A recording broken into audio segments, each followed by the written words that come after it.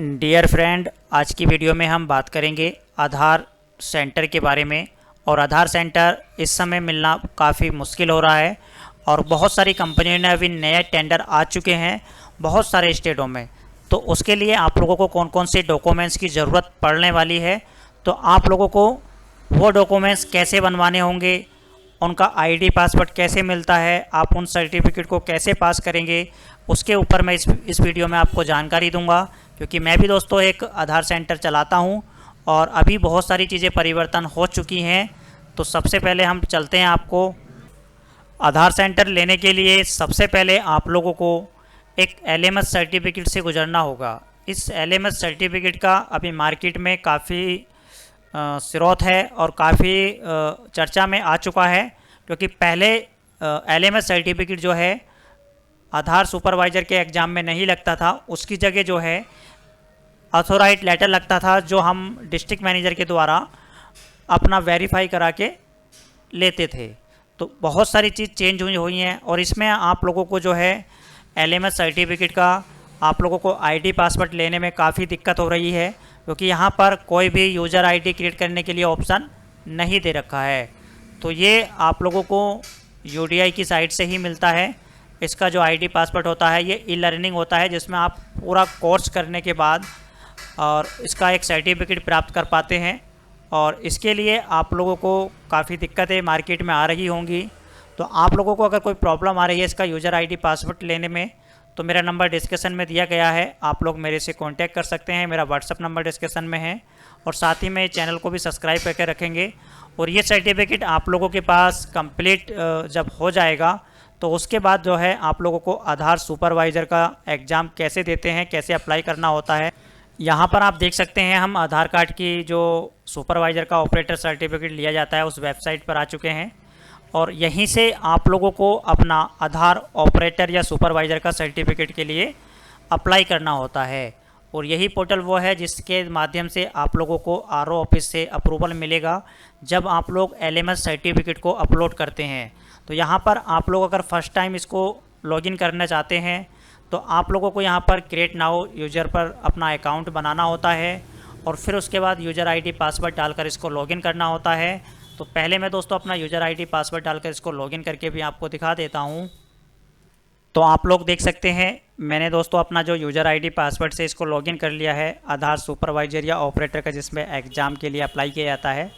तो मेरा दोस्तों ये पुराना आईडी पासवर्ड था। आप जब फ्रेश करेंगे तो यहाँ पर आपको होम के साइड में एक रजिस्ट्रेशन की प्रोसेस होती है, आपको उस पर क्लिक करके जो भी आपकी मेन डिटेल्स होती हैं अपने मार्कशीट के और आधार के माध्यम से आपको भरना होता है। आप उसको डिटेल को भरेंगे और भरने के बाद आप लोगों को जिस एजेंसी से अपने एडमिट कार्ड को जारी कराना है, जैसे कि आप सीएससी से हो गए, सिरिटोन कंपनी से हो गए, मतलब काफ़ी सारी ऐसी कंपनी हैं जो हर स्टेट में आप लोगों को आधार का काम प्रोवाइड कराती हैं।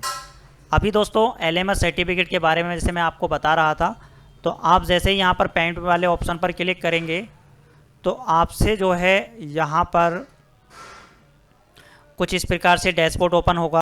डैशबोर्ड पर आप लोगों को यहाँ पर आपके एजुकेशन के बारे में पूछेगा। आपकी जो भी हाईएस्ट एजुकेशन है आपको यहाँ पर सिलेक्ट कर लेनी है। जैसे मैं यहाँ पर चेंज करके बॉक्स पर क्लिक करके आपको दिखा देता हूँ, कुछ इस प्रकार से यहाँ पर एजुकेशन होती हैं।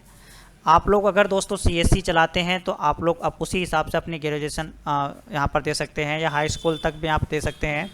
कुछ ऐसे होते हैं जो आंगनबाड़ी कार्यकर्ता आशाएँ होती हैं, अगर वो हाई स्कूल पास हैं तो वो यहाँ पर चाइल्ड वाला काम ले सकती हैं बच्चों का। ऐसे ही आईआईबीएफ का दोस्तों जो बैंकिंग का काम होता है पोस्ट बैंक वाला, तो यहाँ पर डाक ऑफिस के लिए भी 10 पास अनिवार्य कर रखा है। और नीचे भी आप यहाँ पर देख सकते हैं। तो अभी हमने क्या किया, यहाँ पर हाई स्कूल सिलेक्ट कर लिया है।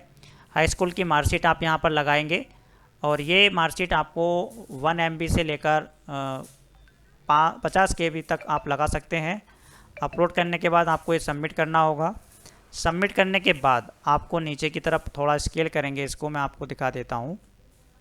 यहाँ पर आता है चेंज लेवल एग्ज़ाम। अगर आप मैंने जैसे पहले से कर रखा है और मुझे कोई दूसरा यहाँ पर सेंटर के हिसाब से कोई काम करना है, जैसे तो मुझे यहाँ से जैसे चाइल्ड वाला ही अगर मुझे लेना होगा सर्टिफिकेट तो मैं इसको सिलेक्ट कर दूँगा और यहाँ पर फुल मशीन का ऑपरेटर और सुपरवाइज़र को सिलेक्ट करके आप एग्ज़ाम देंगे।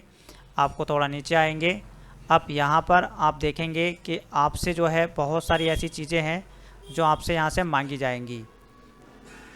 बहुत सारे वीएलई कंफ्यूज थे कि सर जो एलएमएस का सर्टिफिकेट है क्या उसी सर्टिफिकेट से आधार का काम मिल जाएगा। तो ऐसा नहीं है भाई, वो सर्टिफिकेट एक आधार सुपरवाइज़र या ऑपरेटर एग्ज़ाम के लिए उसको मांगा गया है, क्योंकि यहाँ पर पहले अथोराइज लेटर लगता था, अब यहाँ पर क्या है एलएमएस सर्टिफिकेट मांगा गया है। ये ओरिजिनल सर्टिफिकेट होना चाहिए, वेबसाइट के द्वारा डाउनलोड किया हुआ।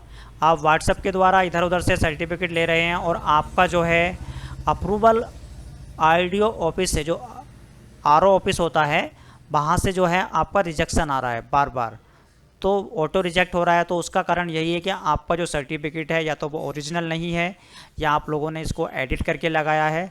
आप लोग एलएमएस की साइट से ही अपना सर्टिफिकेट डाउनलोड करें।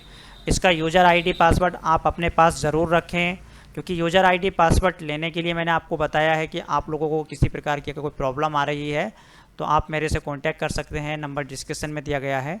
अब यहाँ पर सर्टिफिकेट पर एक आईडी नंबर होता है, उसको आपको यहाँ पर डालेंगे। एलएमएस की इशू डेट, मतलब किस डेट में आपने पास किया है वो डालेंगे। फिर उस सर्टिफिकेट को यहाँ पर अपलोड करना है। अपलोड करने के बाद आप लोगों को नीचे की तरफ आना है और यहाँ पर आप लोगों को जो रजिस्ट्रार कोड लेना है वो आप अपने हिसाब से लेंगे। जैसे हमने यहाँ पर यूडीआई रजिस्ट्रार ले रखा है, तो ये चीज़ें आप यहाँ से चेंज भी कर सकते हैं, ऐसा नहीं है। आपको काफ़ी सारी चीज़ें मिल जाएंगी, जैसे यूडीआई एसके, एएसके का टेंडर होगा, कुछ ऐसे मैंने आपको बताया है, सीएससी गवर्नेंट, इस तरीके से यूको बैंक, मतलब बैंक के माध्यम से भी अगर लेना चाहते हैं तो आपको उसी माध्यम से यहाँ पर सिलेक्ट करना है। जैसे बीएसएनएल हो गया। तो बहुत सारी चीज़ें हैं जो मैं आप लोगों को बारीकी से यहाँ पर समझा चुका हूँ।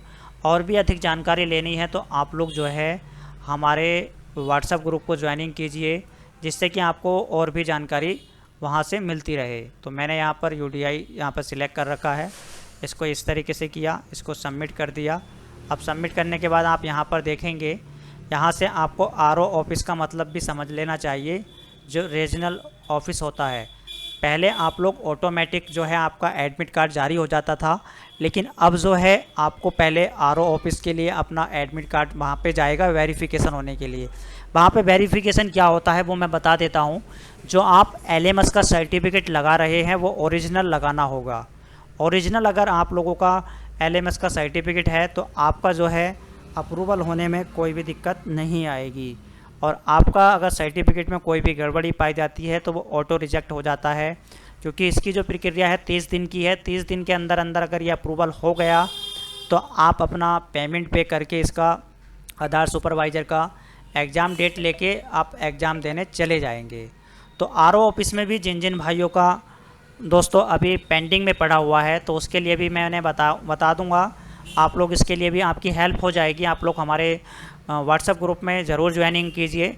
आप किसी भी स्टेट से हैं और जो किसी ने भी अगर कोई सा भी आरओ ऑफिस सिलेक्ट कर रखा है और बार बार अगर ये दोस्तों आपका रिजेक्शन आ रहा है, रिजेक्ट हो रहा है, ऑटो रिजेक्ट या पेंडिंग में सो रहा है, तो आप हमारे द्वारा इसका समाधान ले सकते हैं। इसका समाधान आपको मैं व्हाट्सएप के माध्यम से दे दूँगा। तो दोस्तों इस वीडियो में बस इतना ही जानकारी आपको देनी थी।